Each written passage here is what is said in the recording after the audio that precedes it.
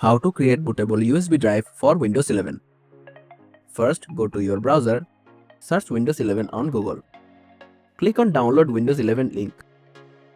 Find Windows 11 installation media tool, then click on Download Now button. Media creation tool will be downloaded. Open it. Now insert your USB drive into your computer. Accept the license terms. Choose your language and edition. Then click Next. Select USB flash drive option and click Next. Choose your USB drive from the list, then click Next. The tool will begin download Windows 11.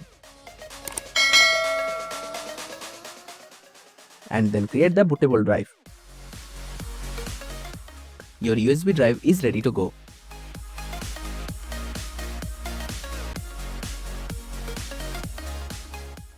And that's how you can create bootable USB drive for Windows 11. Thanks for watching.